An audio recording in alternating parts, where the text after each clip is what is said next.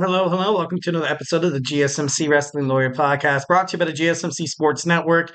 I'm your host, Eric Rodriguez, here every Monday through Friday, 8 p.m. Pacific time, 11 p.m. Eastern time, talking all things professional wrestling, all the, action inside and outside of the ring, all the superstar rumors, all the promotional rumors, anything basically you can wrap your head around the wrestling industry. We talk about here on the GSMC Wrestling Laureate podcast. And we also love your guys' feedback. Make sure you hit up the chat link. Tell me exactly anything that's on your mind. Give me a shout out of where you're listening from. Tell me tell me what you like, tell me what you don't like, all that jazz, and and a bag of chips. It is Wednesday, as my brother like to call it, Hump Day. Don't get too excited, don't get crazy, guys. No, just like Monday, Tuesday. You're at Wednesday, you're ready to kind of, Thursday, Friday, and of course, like those who do actually have the weekend off, get to, enjoy time with their family, have some self-care stuff, whatever makes you happy, whatever floats your boat. I usually throw myself in the river and go with the flow, but that's just me. So thank you so much for tuning into the GSMC Wrestling Lawyer podcast brought to you by the GSMC Sports Network. We have a great show for you today on tap. We have our NXT review. We also have our AEW Blood and Guts preview. We're going to talk a little bit about Ring of Honor Death Before Dishonor. We're going to preview that pay-per-view happening on Friday. And then we're going to dig into The Biggest Loser. I'm going to talk about the top 10 WWE superstars who have had, bad luck within the last couple of years, within the promotion and stuff like that. So we're going to cover that and maybe give some advice of maybe what they can do to kind of turn their careers around. And then fifth and final segment, every Wednesday, I give you guys my weekly wrestling news roundup where, I'll give you guys some wrestling feedback just to kind of, get you through the midweek and before we get into Thursday and Friday. But before we do any of that, I want to remind you guys to use the tips and donations link at the gsmcpodcast.net. Shoot me your comments, questions, concerns. Tell me what you like. Tell me what you don't like. Give me some of your rumors. Give me some of your news roundups. Give me some of your opinions.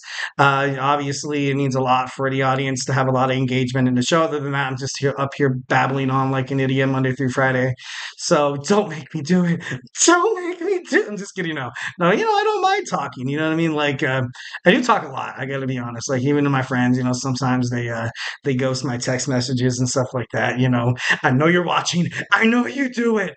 Don't lie. No, I'm just kidding. So to be a part of the show, make sure you hit up the tips and donations link.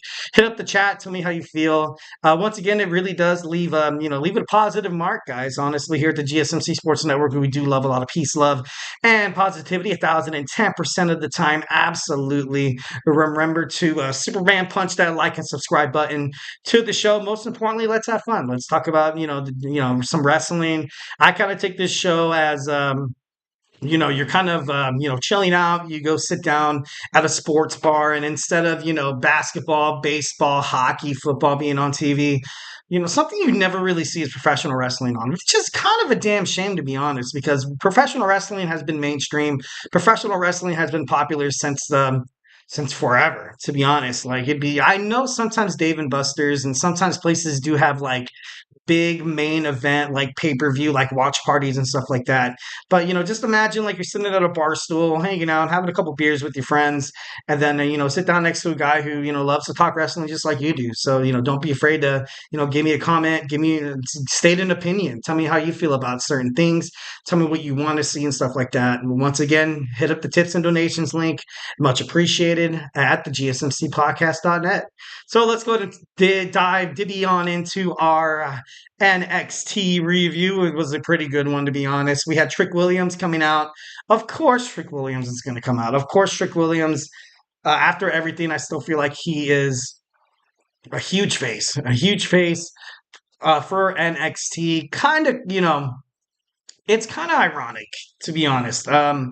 Throughout his whole tenure in NXT, he's kind of been a homegrown WWE superstar. Well, all wrestlers dabble on into like other independent circuits and stuff like that. And then the person, that mostly, that gets attention is, superstars that have a big audience, name, image, and likeness kind of surrounding their character. And, once when Ethan Page, from AEW came, you're like, you know what? I know something big's going to happen. I know Ethan Page is definitely going to, Definitely going to be a big mark on WWE NXT. I got a chat from my man CWN McDonald. Hi, what's up, man? Hope y'all doing well. Can I keep you posted on? Oh, dude, absolutely. Hell yeah, please do. That would be awesome. If you have a podcast or a show, let me know. I love watching and listening to podcasts. 1010%. Obviously, let me know some way I can get better. 1010%. So, back to NXT, I feel for Trick Williams. I love Trick Williams. The way he represented the title so well was, well, now it's kind of a thing in the past. I really highly doubt that they're going to put the belt back on Trick Williams and WWE. Oh, absolutely. Let me know WWE news. Please give me your comments, questions. I love it. 1010%. CWN McDonald. Love that name, by the way. Pretty awesome. So yeah, NXT. And then we have Josh Briggs being attacked by Brooks Jensen.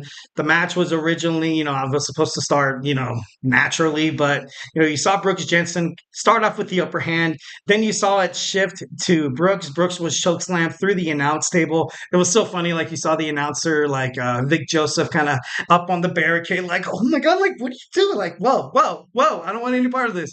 I definitely thought that was funny as hell. So, but then, of course, you had to have him come in. AEW Shawn Spears, Ty Dillinger, the perfect 10 from WWE NXT. Like I knew he was going to get involved. I knew he was going to get involved. Absolutely, pissed off. I hated that he got involved, to be honest. But he distracts Josh Briggs long enough for Brooks Jensen to pick up the dub. Knew that they were going to finally, they're in cahoots, they're in collusion. But then again, I feel like Shawn Spears is just like that, that dark demonic kind of type. Wouldn't surprise me, like if they kind of change his persona into somebody a little more demonic and a little bit more, high tone and stuff like that. But at the end of the match, you saw Brooks Jensen beat out his former tag team partner and the guy who stuck his nose out for him for general manager Ava. You saw Brooks Jensen pick up the win against Josh Briggs. Good for Josh Briggs. At the same time, good for Brooks Jensen, but oh my God, I just wanted Josh Briggs to win, to be honest. Highly biased, definitely 1010%. So moving on, now we have we saw a promo, we saw the NXT Tag Team Champions challenged by the Rascals. Wesley's looking good. Wesley's looking severely good. He's looking happy. He's looking excited, very enthusiastic, sorry, charismatic. And he's just comfortable. He's just so comfortable around Zachary Wentz and Trey Miguel, and they're so damn good together. Their main event match was, oh my God, an instant classic. One of the best main events I've seen in a long time, but we'll dig into that once when it, comes around. So they had to find a partner. They eventually found, NXT's rising star, Javon Evans, the young OG. He's bouncing. He's bouncy indeed. And he ended up teaming up with them, but, we'll get into that a little later.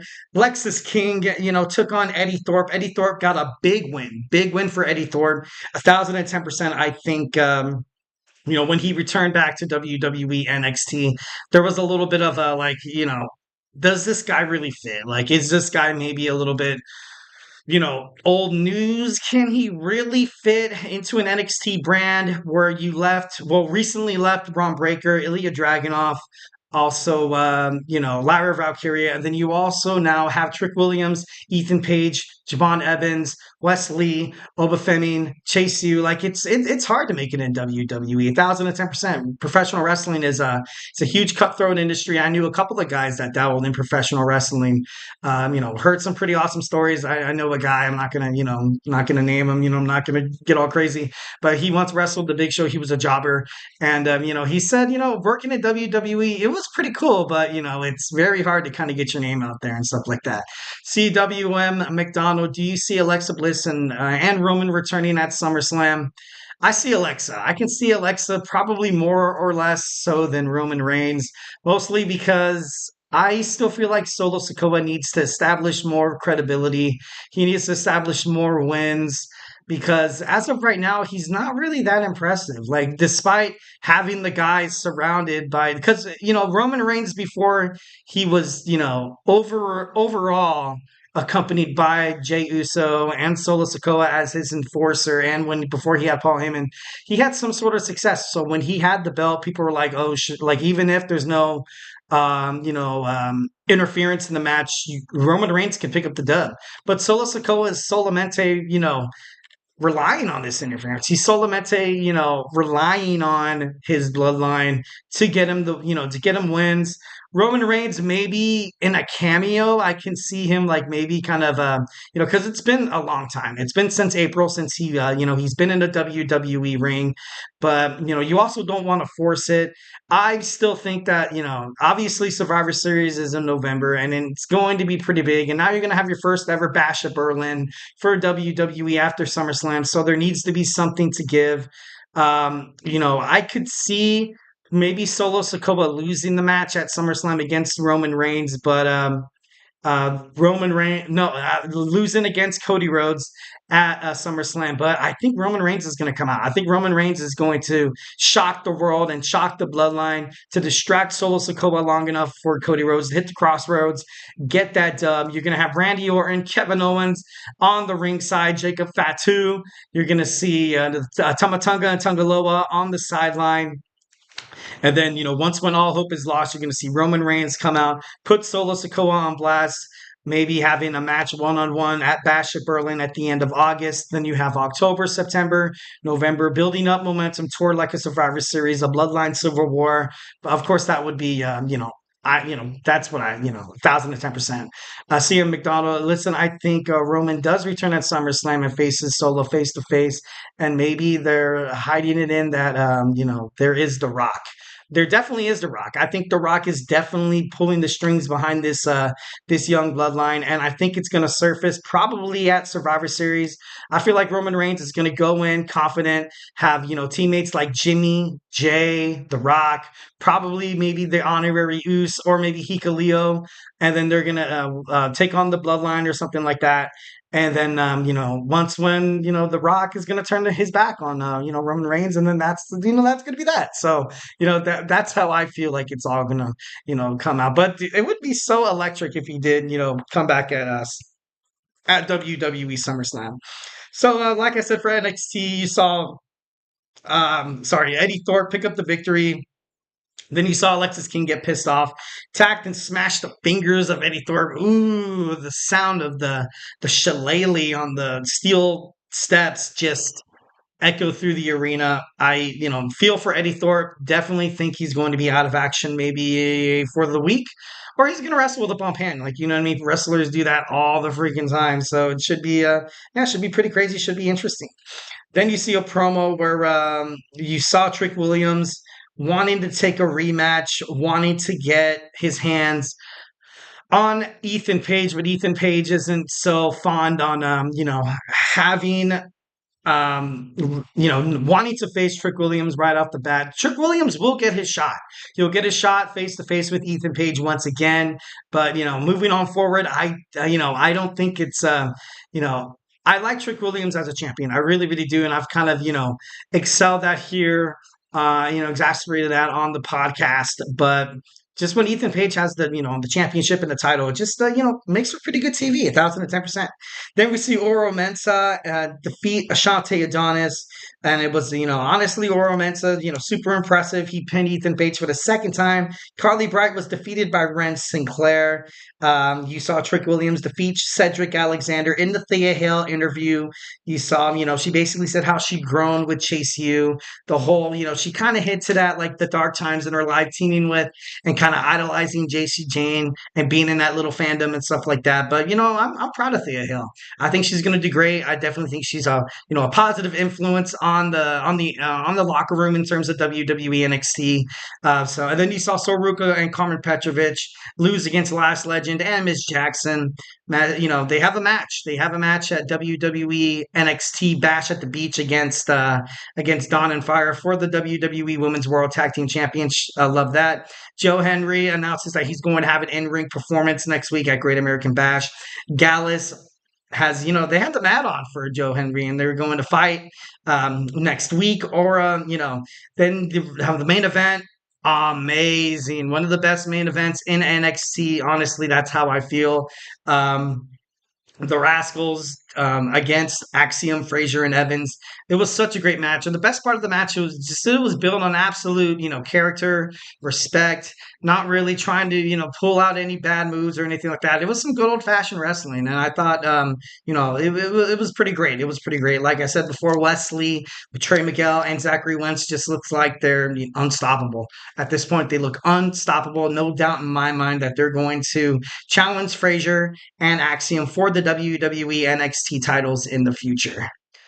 All right, guys. Well, hey, do not go anywhere. We're going to jump on into our second segment. We're going to talk about our AEW Blood and Guts preview. So, hey, do not touch that dial. Grab your favorite snack, grab your favorite drink, and join me in about maybe like 20 seconds. I feel like I'm losing my mind. Is everybody in the world blind? Please, Lord, give me a sign, a sign. I feel like I'm losing my mind. Is everybody in the world blind? Please, Lord, give me a sign, a sign. I wanna be the greatest. Everybody on the fake shit. I look around and feel like everybody is the fakest. I make this every day and I'm impatient, hoping one day I blow up from the basement. Statement, the top is so vacant. I don't hear shit that I think is amazing. Waiting for my day when I'm playing sold out shows for 1,000 faces. Hey, give me that crown, get in my way and to be put down. It ain't your place, all this my town. If I want that shit, then I'll get it right now. I'm losing it, the noose it fits. I'm losing shit, a stupid myth. You choose to live or choose to dip. You choose to fight or lose your grip and lose a gift. I feel like I'm losing my mind. Is everybody in the world blind? Please, Lord, give me a sign, a sign. I feel like I'm losing my mind. Is everybody in the world blind?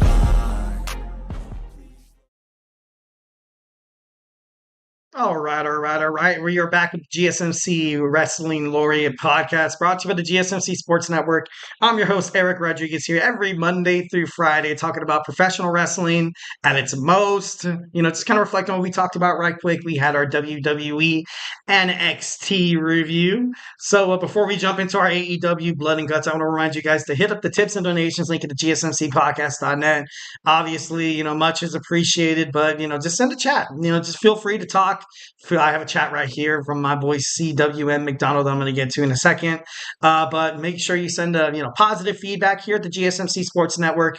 We do love a lot of peace, love, and positivity 1,010% of the time.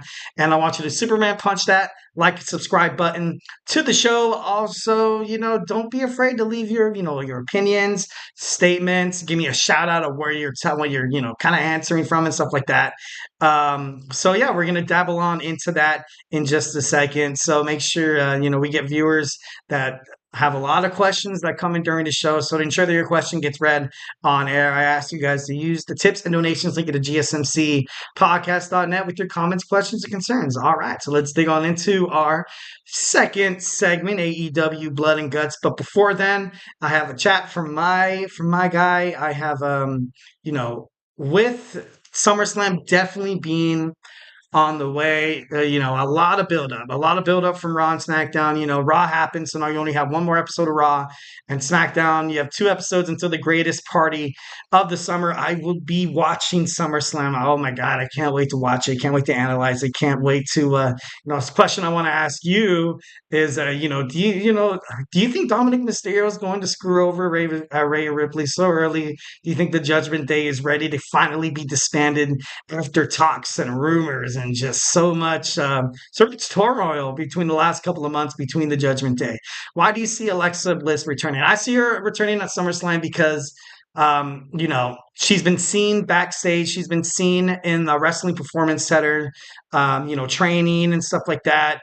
Also, it is her hometown. She's in her home state of Ohio. Definitely pretty big. When it comes to WWE, something that they've always have done, something that they will do forever, is when whoever's in home territory, you're going to have something big happen for the home superstar. Obviously, that wasn't the case for Bret Hart in Montreal against the Shawn Michaels for the Montreal Screwjob, but for the most part, I do see Alexa Bliss returning at SummerSlam, and it would be crazy if she comes back in a doll mask. It would be, pretty awesome if she came back, part of the Wyatt Six. It would not shock me. Nikki Cross and Alexa Bliss have amazing chemistry. Amazing chemistry. They were World Tag Team Women's Champions for a pretty long run. But honestly, I would love to see it. I would love to see both of those superstars return.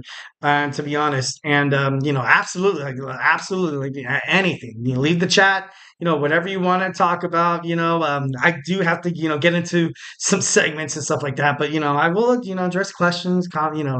Anything professional wrestling. Like, let's do it. Like, well, to be honest, I wish I could talk about anything in sports, but we only have an hour show, so definitely, kind of crazy. And all right, so now we're going to talk about AEW Blood and Go. Oh, I got another chat. I'm watching Raw and SmackDown to build up toward SummerSlam. I'm watching SummerSlam as well. I can't wait for SummerSlam. It's going to be one of the biggest pay-per-views probably in a long time. Like, you have WrestleMania, Royal Rumble, Survivor Series, and then you have SummerSlam, the big four. Everybody has a big four. Like, even in any NBA team. Well, in NBA, you kind of have the big three. Like, you know what I mean? In the NFL, like, of course, well, you don't have more than big four athletes, maybe besides the Dallas Cowboys or maybe the San Francisco 49ers. But, definitely love that 1,010%. We're going to be live in Nashville, Tennessee, home of the Predators, the Nashville Predators here tonight on AEW Dynamite, Blood and Guts.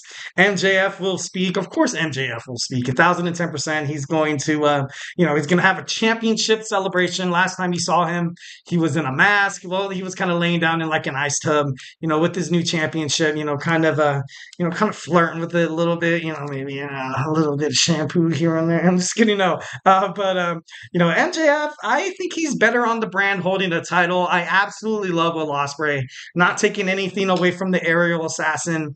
But MJF is the face of AEW. He is the face that runs the place. He's that face that, once when they talk about absolutely anything in terms of professional wrestling, rumors, roundups, updates, they're like, okay, what's happening with MJF? MJF is rightly so because he's a fantastic superstar. He's great on the mic. He gets the fans into it. He goes out there and fans hit him. They throw drinks at him and stuff like that.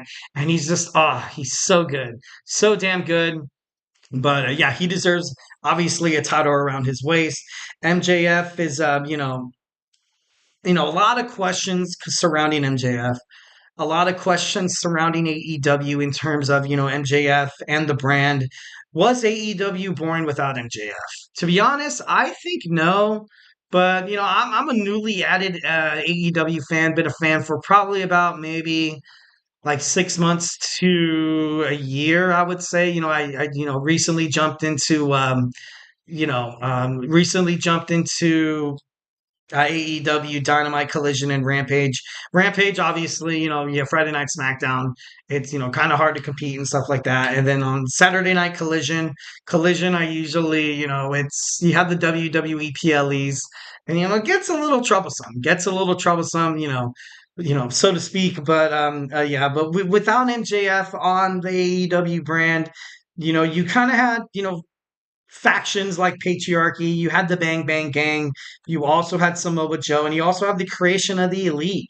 Was the creation of the Elite kind of like a compensation of, okay, once when MJF is injured and he's been gone for quite a bit, you kind of have to have those guys that, push the crowd a little bit because you could totally tell. And I don't know if it's just me. And I don't, like I said, I am, 6 to, 12 months into this. But, like, is it just me that, when Matthew and Nicholas Jackson go out there and they just kind of run the same promo over and over and over again just to piss off the fans, be like, hey, we're in charge. We're going to do this. And guess what? We don't care what you feel about it. Like, you know what I mean? Like, it's the same thing over so far week to week. It's been the same exact thing. And with the addition of Jack Perry, cool. With the addition of Kazuchika Okada from New Japan Professional Wrestling, like, to be honest, out of all that group, I think Okada's probably have been the most prominent one, the most one that was like, all right, honestly, out of all this, out of all the BS that the Elite has put us through, he's probably going to be the one to come out and we'd be like, yeah, honestly, absolutely appreciate him more out of everybody else. Jack Perry, I've never really been a huge Jack Perry fan. After I found out the whole tussle between CM Punk and stuff like that, and then after kind of hearing, I was watching the Busted Open podcast with Bubba Ray, and the way he was talking about how Jack Perry was in the locker room, how he was just disrespectful, felt like everybody should kiss his ass, and I just I'm not a huge fan. Yes, he did earn his victory at at Forbidden Door for that ladder match for the TNT AEW Championship. I thought that was an overall a good match, but when he won that championship, climbed up the ladder, I was like, okay, great, here we go. Like, but it was one of those things where I wasn't really surprised. I wasn't really surprised, but ultimately, you did lose one of your top guys. You lost CM Punk to WWE. Ever since CM Punk left AEW, though, well before, you had Cody Rhodes, and then you had CM Punk, and then you saw the ratings dip from occasionally touching 1 million to occasionally touching 900,000 to being satisfied with 750,000, and now averaging about 500,000, 550,000 per episode of Dynamite, Collision, and Rampage. So, essentially, you kind of got rid of CM Punk. I get it. Tony Khan was like, 1,010% I was scared for my life and stuff like that. And I do like Tony Khan, but I think he kind of chose the wrong side on this one, to be honest. I thought he definitely should have, stayed right there next to CM Punk. Lord only knows what would have happened. You see CM Punk right now on Monday Night Raw, solely running the show. The show revolves around him and the Judgment Day, but mostly around CM Punk. People care about what he's doing. People care about what he's tweeting on social media. People care about what his matches are doing. And I get it that he's aging. I get it that he's been a little injury prone throughout his last 3 or 4 years in, each wrestling promotion, WWE and AEW. But I don't know. If I was Tony Khan, I would have sat down Jack Perry and be like, "Hey, you stop being a little beat." I'm just kidding. No, no, don't get into that.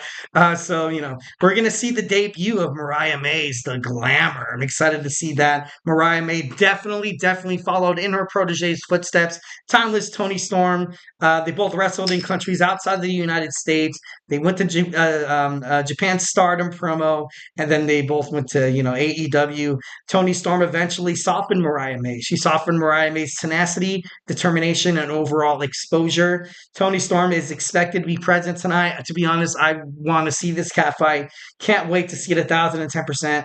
And at All In at Wembley Stadium, are we going to see a new AEW World Women's Champion? It's a little too close to tell right now, but only know anybody. Time will only tell. Time will only tell. Timeless Tony Storm. No, I'm just kidding. No, that'd be pretty cool. But now we have the FTW Championship match. Chris Jericho, the Learning Tree, takes on Minoru Suzuki. The Learning Tree banned from ringside. No Big Bill. No Bad Apple. So now it's, I like this match. I think it's going to be a great opportunity for Suzuki to finally take down Chris Jericho after all the past 2 years, all the, tenacity and all the animosity between the two competitors. Obviously, Chris Jericho, once when Brian Keith was injured, wanted Suzuki to step in to be a tag team partner, but Suzuki was like, no, I have no interest in teaming up with you, Chris Jericho. I want to take you down for that FTW championship. So we're going to see it tonight. Can't wait. Dr. Britt Baker, DMD, is going to take on Hikaru Shida. Shida is a multiple-time AEW World Champion. This is going to be a real test for Britt Baker heading into All In, taking on Mercedes Moné.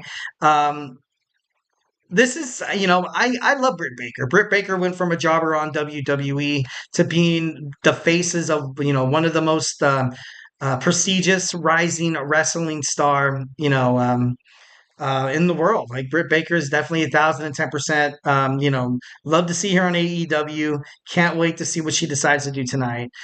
So yeah, obviously all heading toward All In. So next we have our Blood and Guts match. Team AEW of the Acclaimed, Darby Allin, Mark Briscoe, Swerve Strickland taking on the Elite, Matthew Nicholas Jackson, Jack Perry, also Kazuchika Okada teaming up with the Hangman Adam Page. And it's going to start. It's going to be crazy in a giant match and stuff like that. It's going to be, 2 tons of steel. You're going to see the two teams teaming up, getting ready to tear each other apart. Absolutely 1,010%. We're going to have 2 wrestlers start. The advantage is determined via a pre-show coin flip. Can't wait to see that. After 5 minutes, you're going to see one by one, you're going to see the superstars come in. And, the Elite, obviously, they won. Anarchy in the Arena at Double or Nothing in Las Vegas, and it was big. It was big. I honestly thought they weren't going to win. I thought, with the pressure that Matthew and Nicholas Jackson kind of had, then you had Darby Allin, then you had the American Dragon Bryan Danielson join the fray, and it just it looked kind of dire for the Elite. But right now, you have Darby Allin 110%, Swerve Strickland on a high. You also have Mark Briscoe defeating, guys like Kyle Fletcher. To be honest, I think Kyle Fletcher is better besides Kazuchika Okada. And maybe Hank Van Page could, defeat all, 3 of those guys with, his hands behind his back.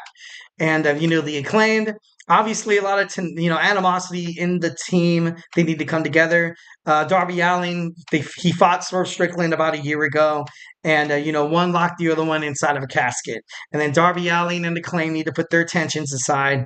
And, Mark Briscoe and Swerve Strickland fought in the Continental Clash. So there could possibly be, some, it's your fault, it's my fault, let's get over it type of deal for AEW Blood and Guts. So, absolutely can't wait to watch it. Have not checked a single shred of social media like TikTok, Instagram, or Facebook on any kind of updates. So I'm going to go into it blind. Can't wait to see what happens next. All right, next we have our Ring of Honor Death Before Dishonor pay-per-view talk. We're going to get into that as soon as we come back. So, hey, do not go anywhere. Looking for your daily fix of sports talk without having to pay for it? GSMC Sports Network is available on YouTube. Just search GSMC Sports Network. Get your fix of daily sports talk shows on YouTube, absolutely free. NFL, college football, NBA, MLB, MMA, UFC, fantasy football, and so much more.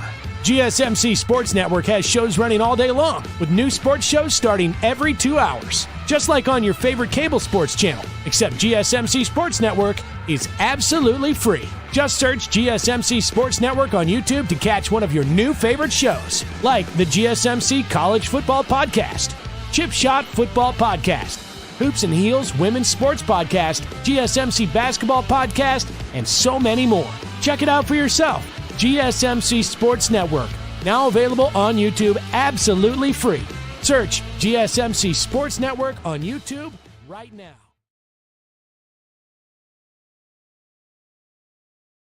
All right.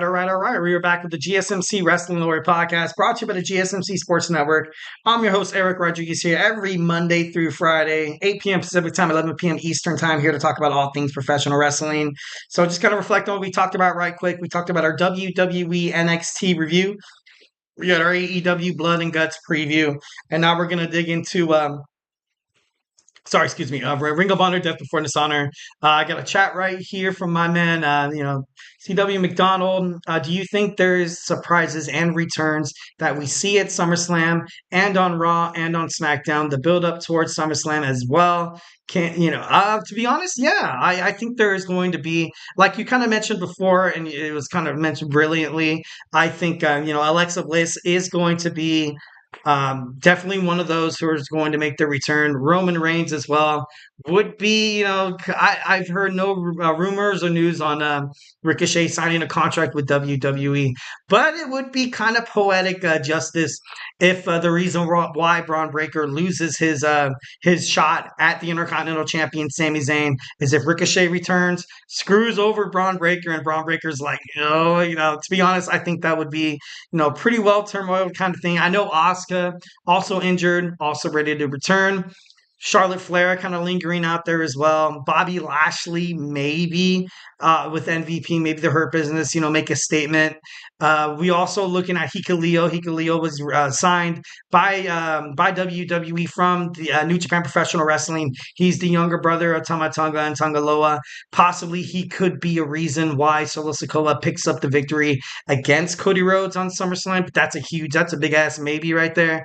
And also Becky Lynch. Becky Lynch she's not been seen from WWE for the longest time. Becky Lynch has had some bangers. She's had a lot of good memories on WWE SummerSlam. So honestly, just a lot of, definitely a lot of, possible returns. Definitely, on Raw, SmackDown, and also SummerSlam. And also, my man, hope you have a good day, man. Hope to see you back here tomorrow. So now we're going to get into Ring of Honor Death before Dishonor. But before we do that, I want to remind you guys to use the tips and donations link at the gsmcpodcast.net with your comments, questions, and concerns. We get a number of questions from viewers like you that come in during the show. So to ensure that your question gets read on air in front of millions of people, I remind you guys to use the gsmcpodcast.net with your comments, questions, and concerns.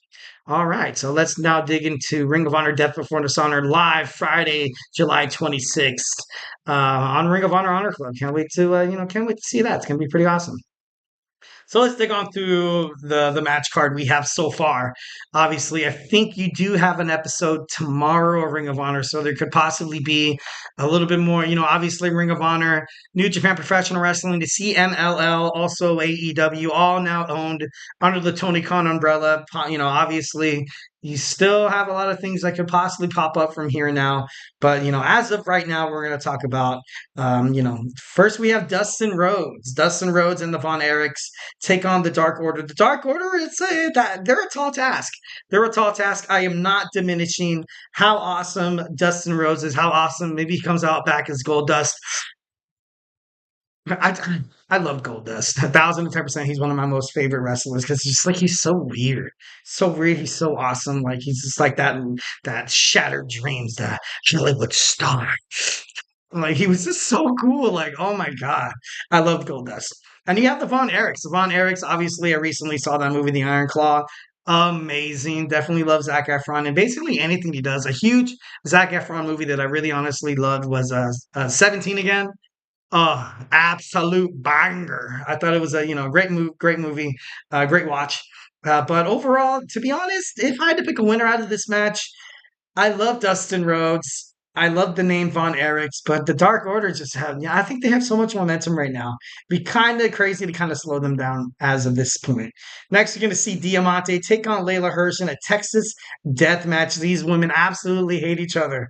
What is going on right now? No, it's going to be pretty awesome. Diamante is a star that people, look forward to watching. I know I do, 1,010%. She kind of reminds me of, kind of like a turn on like the Finn Balor kind of once when he steps into his what is it, the Demon King, when he gets into that kind of persona and he's like, dude, this guy's absolutely unpredictable. He's a sick, sadistic bat. Like, you know what I mean? Like you just I don't know, your imagination kind of runs away with you. And in terms of professional wrestling, that's what gets the 18 to 49 age demographic that you're trying to hit for ratings and stuff like that. So the next we have the World Television Championship from the men's. We have Atlantis Jr. defending his championship against Leo Rush, against Shane Taylor, against Johnny TV, and against the former champion Kyle Fletcher. As much as I would like to say Kyle Fletcher is going to pick up the victory once again, he's going to be on AEW. I am projecting this absolute onslaught of the Don Callis family. I see Roosh. I see Trent Beretta. I see Don Callis himself. I see Kyle Fletcher and hell, maybe even Chris Statlander. I see them kind of getting in and throwing down Will Ospreay, being like, you've been an absolute disgrace. You've been a disgrace to this family ever since losing to Swerve Strickland. Don Callis gave him the screwdriver, told him to hit the Tiger Driver 91. Didn't happen. And then you had, him lose his international championship to MJF, not using the Tiger Driver 91. And it's to the point where I feel like Don Callis wants to bring out the evil in Will Ospreay, and Will Ospreay just he just feels heavily conflicted. It's to the point where like you think about that match 2 weeks ago on Dynamite, and you're like, you know what? Was Will Ospreay conflicted, or was MJF actually the better man? We'll never know, to be honest. I feel like it was a match, one of the best matches in the world. Dave Meltzer rated it, I think, a 5.5 out of 5 stars. Another 5-point star match for Will Ospreay, the aerial assassin, one of the best wrestlers in the professional wrestling industry. But, ultimately, I feel like you kind of had to give the title to MJF for one of two reasons. Obviously, MJF is better when he has a title around his waist. And secondly, I feel like Will Ospreay, for him to kind of move forward, he needs to kind of fight his demons in his closet, get rid of the Don Callis family, because so far it seems like everything that they've taught him, everything that they've kind of initiated in terms of Will Ospreay has been kind of a curse. So he's going to go out there, battle his demons. Definitely think he comes back bigger, better, stronger than ever. But, kind of crazy to see Will Ospreay having to start all the way from the bottom once again. So out of the match, I think overall you're going to see. I think Atlantis Jr. he retains. I think he retains this match. Shane Taylor, obviously, really really good. Johnny TV, possibly could be a winner. The Ring of Honor World Television Championship on the CMLL brand as of right now, but you know, I think it could come back. I think it could come back, but we'll see what happens. We'll see what happens. All right, next we have Billy Starks, the champion, taking on Red Velvet, for the Ring of Honor Women's Television Championship. Billy Starks has been absolutely killing it. I think that she's been, from like a year ago or like a year and a half ago, she's obviously winning the tournament was huge for her career. Holding the title, absolutely being just that, oh man, like people turn on their TVs, they watch MIT, and they see Athena, and they're like, oh, okay, this girl's, high end. She's so almighty. Like, she's so cocky, conceited, self centered. Can it get any worse? And of course, you have the Ring of Honor Women's World Television Champion, Billy Starks, come in. And I love it. I love it 1,010%. I think one of these girls will lose their championships at Death Before Dishonor, but I honestly don't think it's going to be Billy Starks. I think Athena, and we'll get into that a bit more later, but I think Athena's held the title long enough to the point where, she gets a little jealous. She gets a little jealous that Billy Starks holds on to the championship, creating maybe like a little, feud between the two. Obviously, or you could have both titles kind of switch hands, where now like MIT went from having two titles, and then the Queen Aminata and also Red Velvet, they're also part of a stable as well. So, a lot of different takes, a lot of different ways to kind of handle this storyline. But, overall, good TV. It's going to make for great TV. So, I think win or lose, whoever wins this match, it's going to be great for the company, 1,010%. Next, we have the Ring of Honor Pure Championship. We have the defending champion, Wheeler Yuta, taking on Lee Majority. Wheeler Yuta, he's going to pick up the victory. Yuta is, so far, he's, ever since winning the Pure Championship, he's been, absolutely electric. You can't really beat him. You can't really, out wrestle him. You can't really he's just been within the wrestling industry for, a pretty long time. He's learned the outs and ins. He knows how to, when he's tired, he knows a way to slow down the match that ultimately benefits him. He knows how to speed up his opponent's endurance and stamina to kind of play into his territory, which ultimately, he uses to his advantage. So, Wheeler Yuta, definitely one of the best professional wrestlers in the professional wrestling sector. So I think he comes out the victor on this one. Athena taking on Queen Aminata. Queen Aminata having a lot of momentum. Athena is not 1,010%. Absolutely not. For the Ring of Honor World Women's Champion. I don't think they're going to let Athena lose it so casually. I definitely think there's going to be interference. There's going to be a lot of action inside the ring. Maybe some interference. But overall, I think, it is time. It's been time. She has the record. She's been having the record. And if her injury actually isn't kayfabe, to the point where maybe she does actually need a couple of months off, just to kind of rehab her injury so she comes back bigger, better, stronger than ever. This is probably the time to do it. Ring of Honor Death Before Dishonor has, the Death Before Dishonor brand, the name, the image and likeness of the pay-per-view has been prominent within Ring of Honor throughout their history. Obviously, we recently, kind of did something like that yesterday, talking about, Tuesdays today in wrestling history. I think this is a big pay-per-view for Ring of Honor. Definitely one of those pay-per-views, kind of like you saw on TNA Slammiversary, where this is like you can press the restart button. You can press the restart button. When you have new champions crowned, you can ultimately have more and more and more storylines, promotionals.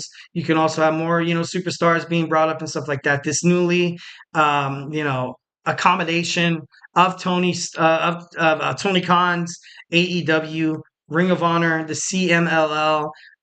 It's big, and with that merger comes a lot of superstars, 1,010%. So I feel like this could possibly go either way. But if I had to put my money on it, I'm going 55, 45% being Athena, 55% being Queen Aminata. I don't know. It seems like it's time for a change. Like, you know what I mean? So, would ultimately benefit the company. Next, we have Mark Briscoe in the main event, defending his Ring of Honor World Heavyweight Championship against the Undisputed Kingdom's Roderick Strong. Mark Briscoe is going to be at AEW Blood and Guts, part of Team AEW inside the hellacious steel cage.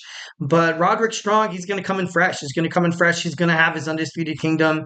I don't know if Mark Briscoe is going to have, the conglomeration. Maybe this could be a way for Kyle O'Reilly to show his devotion to the conglomeration, or this could possibly be a way for Kyle O'Reilly to turn his back on Mark Briscoe, going back to the Undisputed Kingdom, because once when he left, obviously he had neck fusion surgery, then he came back. He hasn't really had much success on his own. So this could possibly be a great way for Kyle O'Reilly to go heel, which would suck because I love Kyle O'Reilly as a babyface. But Roderick Strong also has to represent the Undisputed Kingdom. They need title belts. They need to kind of have the head honcho have that. And right now, the head honcho is Roderick Strong. I don't know where the hell is Adam Cole right now. You saw him in a promo with at the AEW Double or Nothing. You saw MJF come back.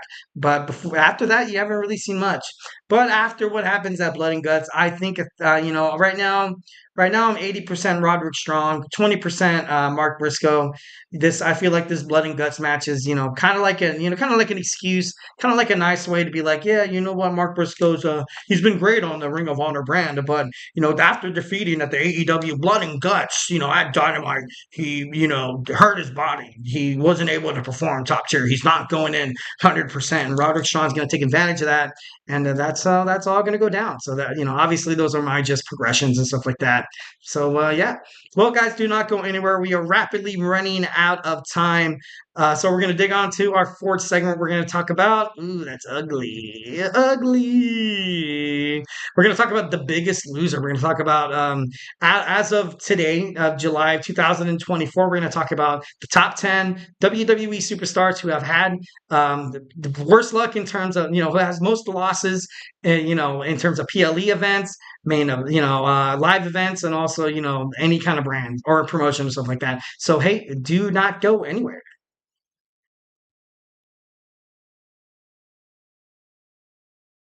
For the best and latest podcasts available anywhere, go to the podcast app on your cell phone and type in GSMC to access free content-rich podcasts on health and wellness, book reviews, sports, entertainment, relationships, social media, movies, technology, finance, and even weird news. Subscribe and download the GSMC Podcast Network's family of shows, available everywhere podcasts are found.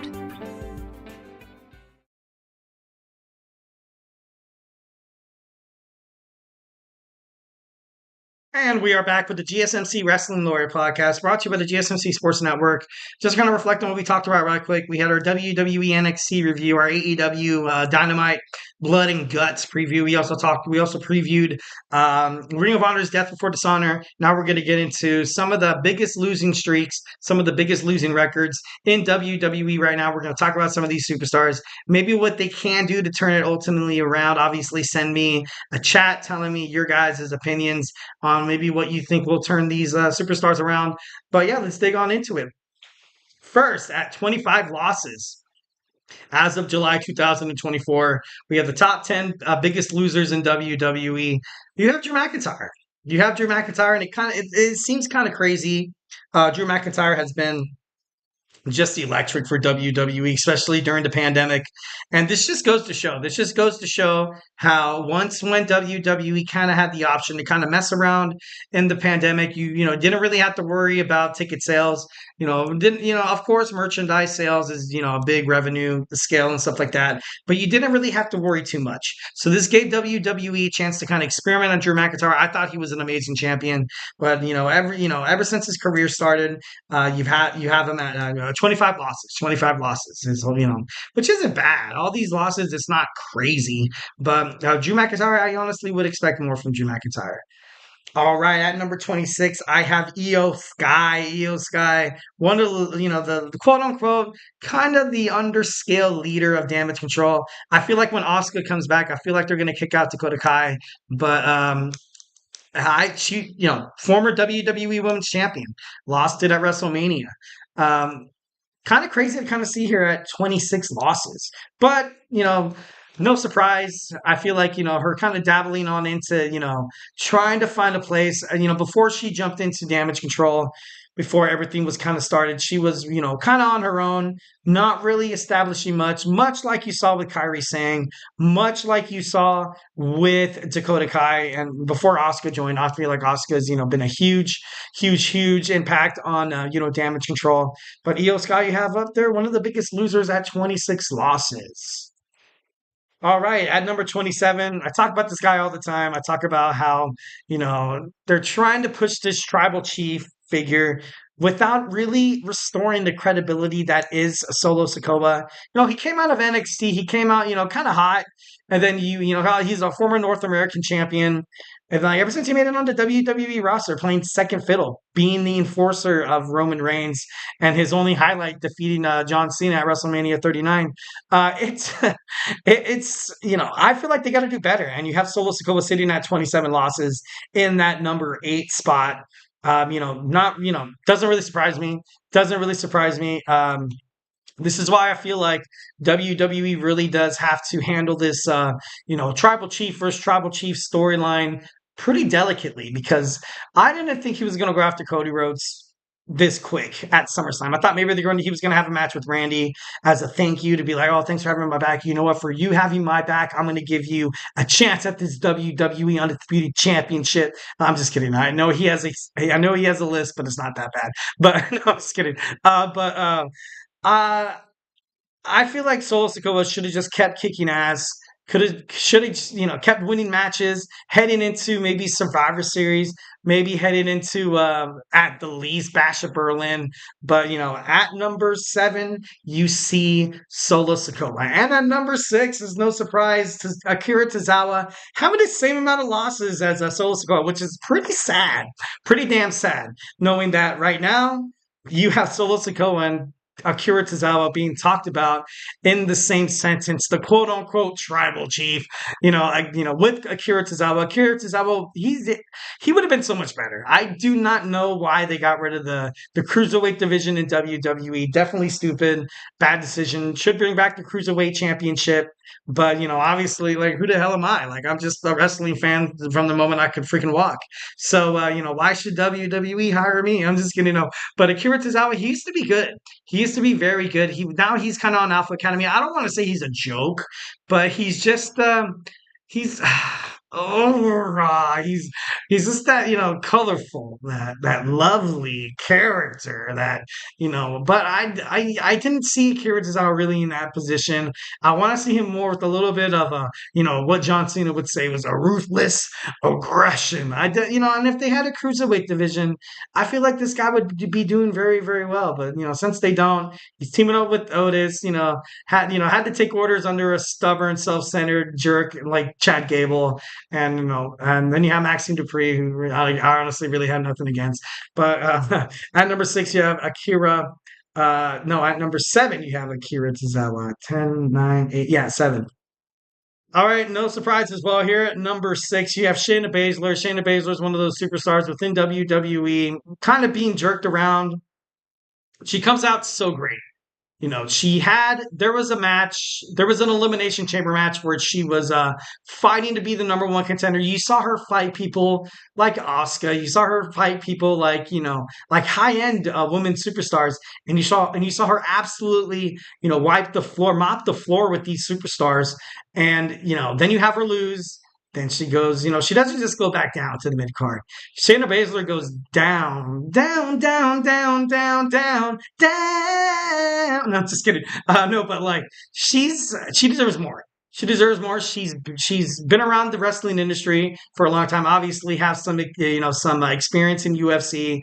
But Shayna Baszler is one of those superstars, just like Bobby Lashley, that I'm like, damn, these superstars could have been great. They have potential. They have strength, endurance, stamina, charisma, enthusiasm, in-ring capabilities. They could have been so damn great. But WWE, they fumbled on Shayna Baszler. All right, at number 5 with 32 losses, you have Dirty Dominic Mysterio. Not really surprising to see him kind of, here down on this list. But at this point, I feel like they're kind of pushing the storyline between him and Rhea Ripley, trying to push it so hard to the point where it looks like Eddie Guerrero in China. You kind of have to let Dominic Mysterio ultimately spread his wings and kind of be more of an asset. Kind of be more of an asset to the team. Obviously, this guy has a shoulder injury. He has an elbow injury. He needs Tommy John surgery. He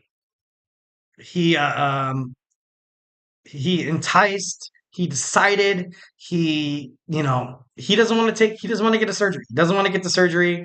WWF, according to, I think it was Cage Side Seats, I read an article saying that WWE is just gonna keep him around, gonna kind of keep him, that's why you really don't see him in any hellacious matches and stuff like that. Usually he plays like second or third fiddle. You see him in a tag team match. You see him in a 3-on-3 match, or when he plays 1-on-1, someone interferes and stuff like that. Liv Morgan or Rhea Ripley or someone from the LWO. So I feel like Dominic Mysterio, he could be better. He could be 1,010% better, but sitting at 32 losses, you have Dominic Mysterio. And back-to-back his Judgment Day, his fellow Judgment Day superstar. Sitting at 35 losses, you have Finn Balor. This is also another thing that I really honestly, don't like. Finn Balor, when he came from NXT, he was the first ever WWE Universal Champion. He injured his shoulder, had to relinquish his title. Ever since then, never really made it up to his full potential. Never really made it up to the status quo where he should have been. One of Triple H's superstars when he was running NXT. One of his favorite superstars. And once when, Finn Balor came back, Vince McMahon effed him up. Vince McMahon effed up his storylines. I honestly think him being in the Judgment Day kind of slowed him down. But I feel like, Triple H kind of put him in there, or Vince McMahon, they're like, let's keep this guy relatively relevant for he could possibly come back and, go on a run. He has the enthusiasm, he has the endurance, and he has people like Finn Balor. People love Finn Balor. Obviously not now part of the Judgment Day. But, when he comes back, Prince Devine, Finn Balor, the Demon King, whatever. I think whenever he comes, out of his shell, but I don't see him leaving the Judgment Day anytime soon. Definitely think he's going to be the new leader when Damian Priest is ultimately stomped out. All right, at number 3, you have Kairi Sane taking on 35 losses. Kairi Sane's one of those other superstars, like I was talking about with Io Sky and Damage Control, where she ultimately joined forces with Io Sky to, kind of have a better future. Kind of have a better future with Bayley, with Dakota Kai. Definitely, I think she's a special superstar. I remember when she was the Pirate Princess, but being with Damage Control, I feel like she could get better bookings than she does right now. But of course, you have the new stable with Kaden Connor, Katana Chance, and Laura Valkyria. You have Sonya Deville with Shayna Baszler and Zoe Stark on Monday Night Raw. And I guess to the point where I was like, okay, now what's going to happen with Damage Control? Whatever happens with Damage Control is going to ultimately affect what happens in the future with Kairi Sane's, her contract with her, because if you're not being liked by the superstars, if you're not achieving success, if you're basically being turned into a jobber, which I feel like Damage Control is kind of being done dirty a little bit. So I think the world of Kairi Sane would hate for her to leave anywhere else or be anywhere else besides WWE. But at 35 losses, you have you have Kairi Sane.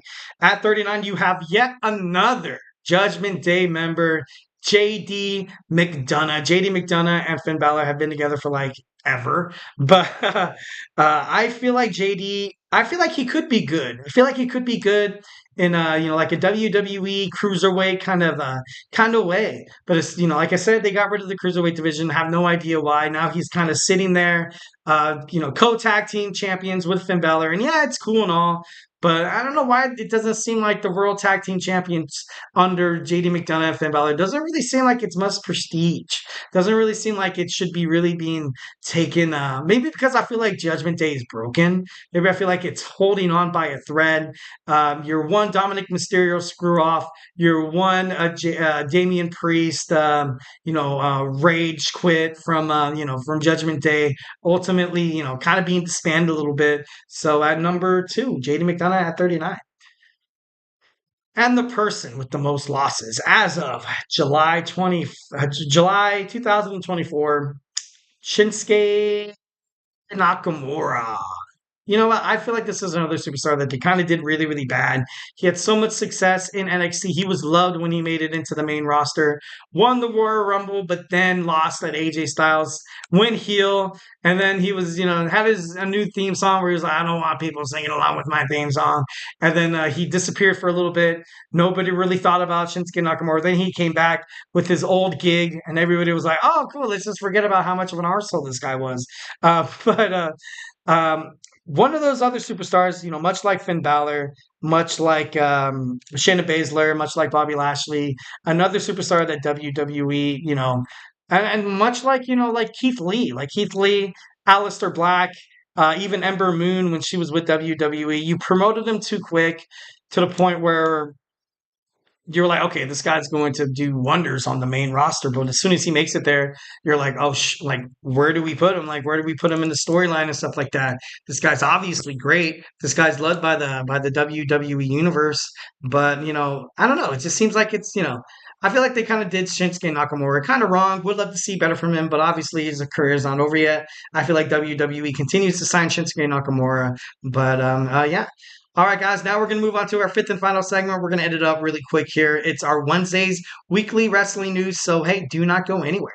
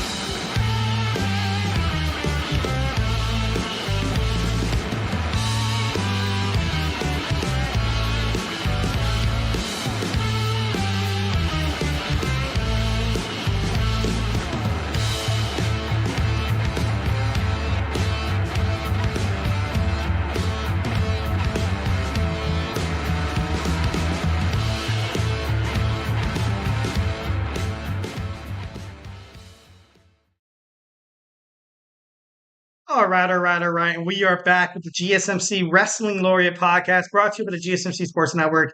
I'm your host, Eric Rodriguez, here every Monday through Friday, 8 p.m. Pacific time, 11 p.m. Eastern time, here to talk about all things professional wrestling. So let's take it on to our 5th and final segment. Running out of time. I know you guys are super excited to see Emran's Soccer Podcast to get all your news on soccer. Football, like they like to call it, not here in America, but they call it football. So I can't wait to, can't wait to stay tuned for that. All right. So first, we're going to dig into our first story. Ricochet. Ricochet rules out the return as Prince Puma, which, it's not really any surprise. I feel like Ricochet, under the name Ricochet, doesn't really seem like it's going to go anywhere. It's universal. I think wherever he goes, the overall name, image, and likeness will go to Ricochet as well. Got a chat from my man Samoa Pro DZ. Hey, what's up, man? I acknowledge you. So I think wherever Ricochet goes, I don't see him going to AEW. High speculations of Ricochet going to AEW, possibly debuting at Wembley Stadium at All In. I don't hate it. But I just feel like right now, you're a much appreciated superstar. They basically I feel like, in my opinion, they created the WWE Speed Show for Ricochet. Obviously, his talks and contracts, kind of got in the way to the point where they had him written off. To well, not coagulate. That's not the right word. To kind of not haggle, no, to kind of come to an agreement amongst contract talks, which is never really easy. It's never really easy in terms of that. You gotta have to ultimately decipher your worth, what's going to happen in the future. If you lead this company, are you going to get something better than this, or are you going to play the field?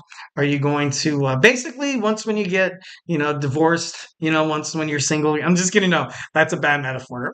Actually, it's kind of crazy because you do have to find yourself in crazy situations to see what you actually do want in life. I'm just kidding. Moving on. So Ricochet, I think he comes back to the WWE. I think he does come back to the WWE. He has a smoking hot girlfriend who's the ring announcer for Monday Night Raw. Um, I don't see why you would mess with that, bro.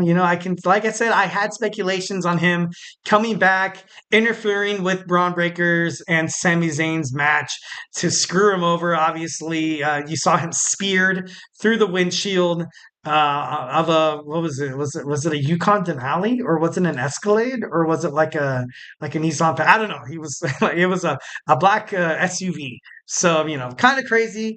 I would be absolutely amazed to see Ricochet back in WWE.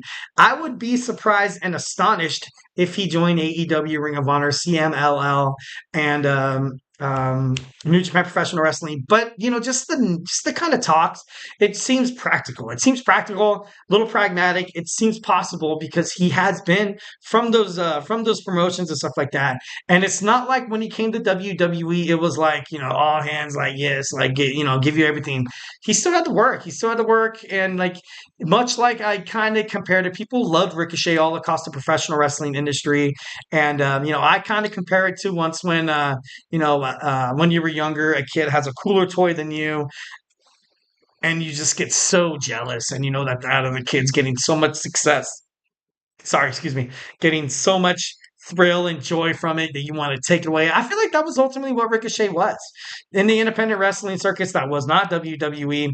He was getting a lot of hits in terms of like audiences, approval and exposure and stuff like that. And WWE was like, yeah, we're going to sign Ricochet. And everybody got super excited. I remember when they signed him, I was like, dude, no way. This guy's going to be hot.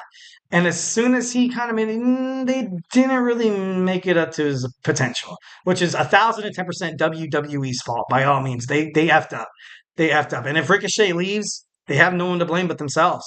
So, 1,010% would love to see Ricochet come back, but, it's obviously not in my hands, but I would sign him again.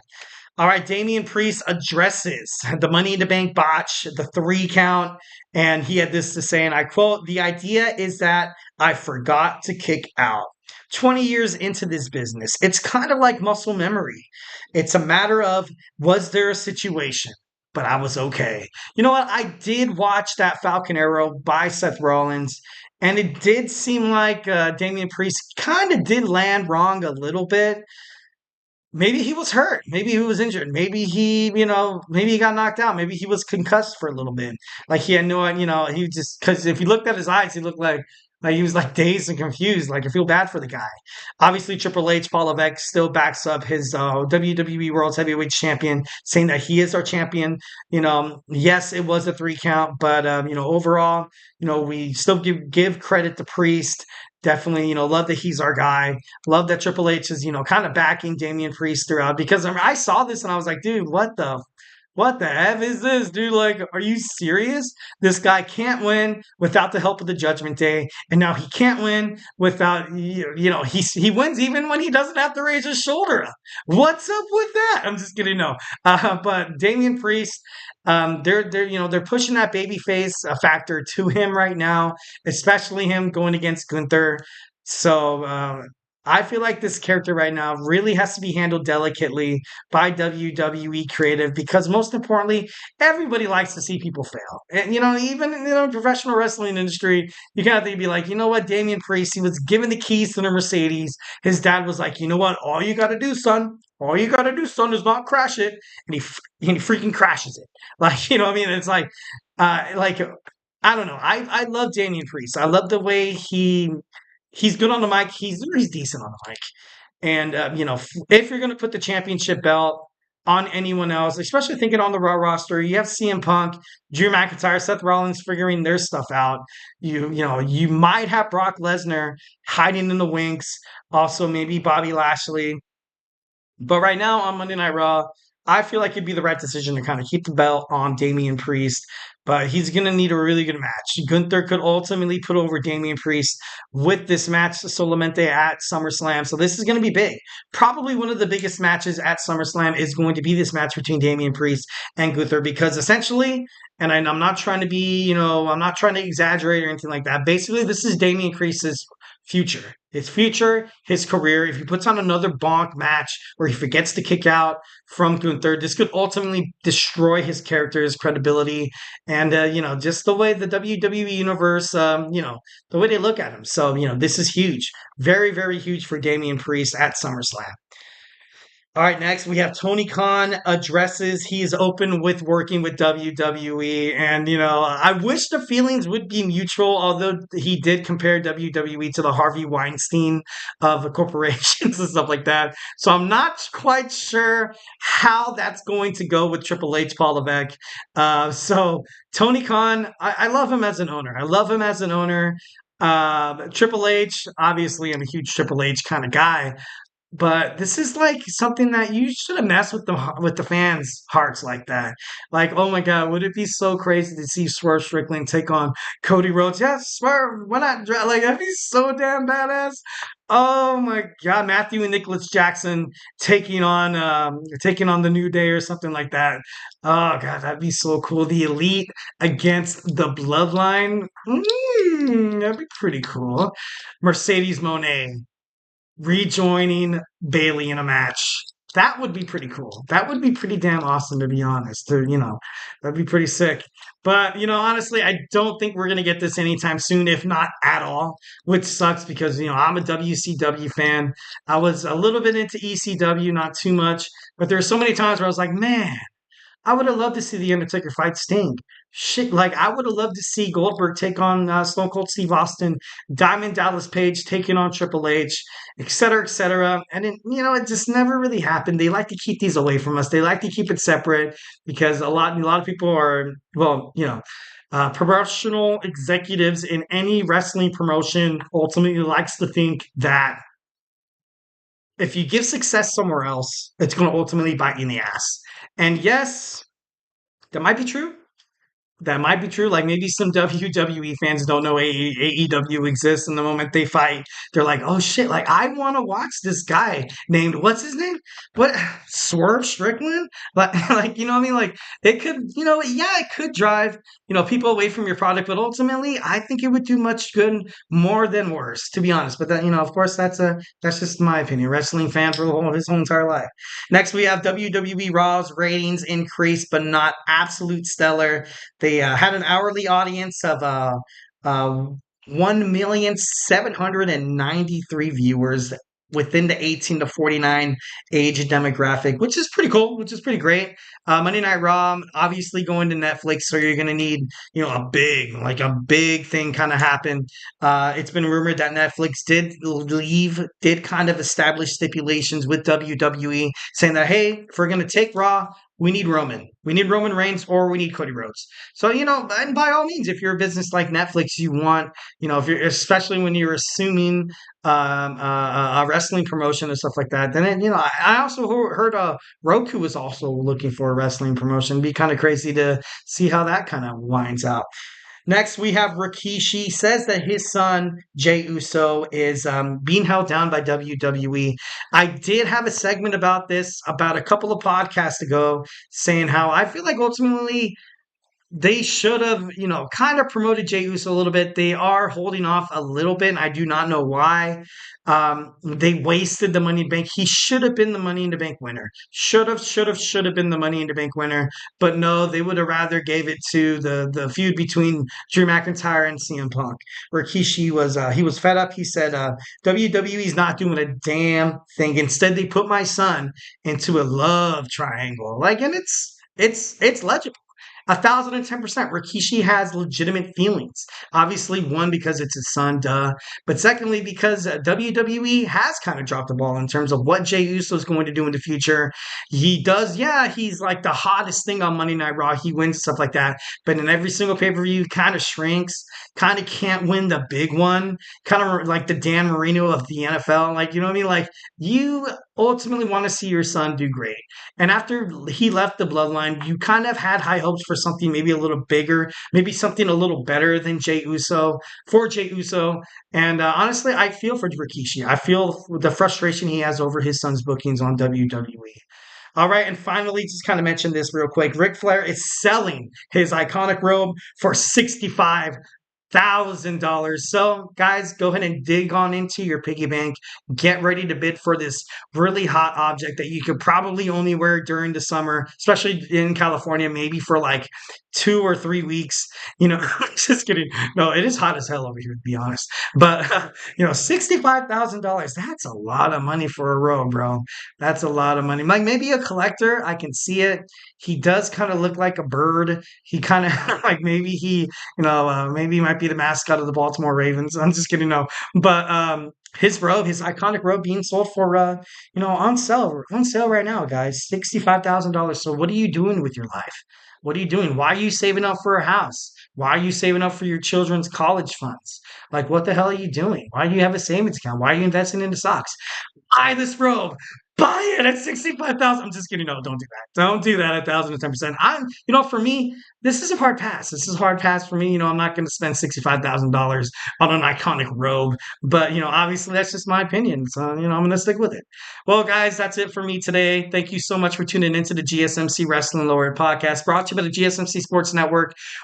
Just to kind of show appreciation, remember to Superman punch that like and subscribe button to the show. Also follow us on Twitter/X, Instagram, TikTok, and Facebook for more content and updates. And remember, if I have not made you a wrestling fan by now, remember we have a bunch of other sports podcasts. We have Basketball with Nelson. We have football right around the corner with the Chip Shot Football podcast. Manny. Also, we have Kenneth with the GSMC Football podcast.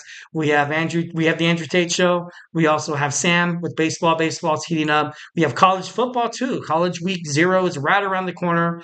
A lot of crazy stuff happening in college football, definitely within the mere couple of weeks and months. So make sure you tune into Tommy's GSMC College Football podcast to check out that. When it comes to football, when it comes to the NFL, college, whatever, even the ending states of the MLB baseball. Playoffs and stuff like that. Comes fantasy sports. My man Christopher Shepard gives you, once when you have your lineup set, gives you the sit downs, the stardoms, the draftums, has every inside analysis of fantasy sports. So go ahead and check him out. 1,010%, super awesome. We have TJ and also Jeremy on sports. If you want to find out about hockey, baseball, football, even the women's sports like the WNBA, MMA, and also the Olympics, check out their podcast as well at the GSMC Sports Network. That's it for me. Like I said, hope you guys had an amazing time with me. Hope you guys are going to have an amazing rest of your Wednesday night. I will be back here Thursday, 8 p.m. Pacific time, 11 p.m. Eastern on the GSMC Sports Network. So until then, stay beautiful.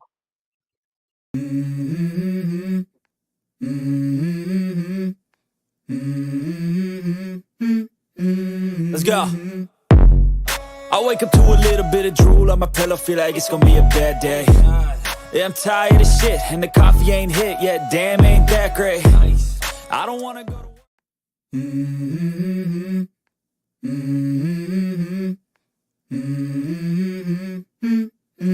Let's go.